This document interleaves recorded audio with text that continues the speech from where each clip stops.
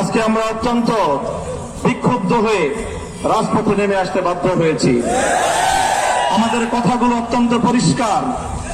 আমরা ধর্ষণ এবং জেনা ব্যভিচারের জন্য সর্বোচ্চ শাস্তি প্রকাশ্যে প্রয়োগের দাবি জানাই। সরকার ইতিমধ্যে আংশিক দাবি পূরণের পরিবেশ নিশ্চিত করবার পদক্ষেপ নিয়েছেন।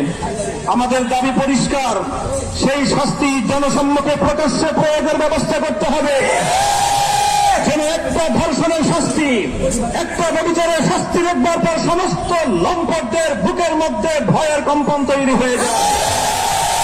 আমাদের স্পষ্ট আরেক দাবি হল, শুধুমাত্র ধর্ষণের কঠোর শাস্তির মাধ্যমে ধর্ষণ এবং ব্যভিচার বন্ধ করা যাবে না। এর যে উৎসমুখগুলো রয়েছে সেই উৎসমুখগুলো বন্ধ করতে হবে।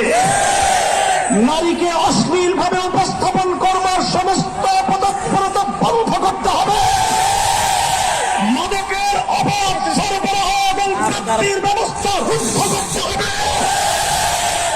নারীকে যারা অশ্লীল ভাবে উপস্থাপন করছে, সিনেমার বিলবোর্ড, বিভিন্ন চলচ্চিত্রের পর্দা, নাটক এবং টেলিভিশনের পর্দার মাধ্যমে যারা নারীকে ভোগ্য পণ্য হিসেবে, ব্যবসার পণ্য হিসেবে উপস্থাপন করছে, তারা মাতৃজাতির কলঙ্ক করছে।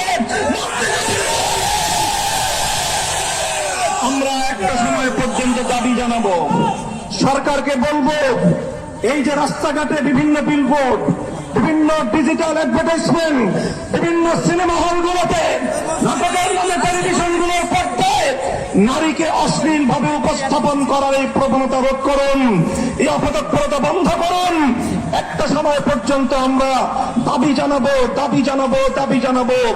যদি আমাদের শান্ত আন্দোলনের ভাষা বুঝতে সরকার ব্যর্থ হয়, তাহলে তাওহীদি জনতা এই অশ্লীলতার আখড়াগুলোকে নিজেদের হাতে আমরা ভেঙে খান বলতে চাই। আজকে ইসলামপন্থী, ইসলাম বিরোধী নাস্তিকবাদের দোসরেরা তারা মামুর বাড়ির আবদার নিয়ে এসেছে। ওরা ধর্ষণ বন্ধ করতে চায় না। ওরা ধর্ষণ বিরোধী বিভিন্ন সংগ্রাম এবং বিভিন্ন সমাবেশের নামে রাজপথে প্রকাশ্যে নারী পুরুষ তারা অশ্লীল এবং যৌন আচরণের মাধ্যমে গোটা দেশ এবং জাতিকে কলঙ্কিত করার পায়তারা চালাচ্ছে।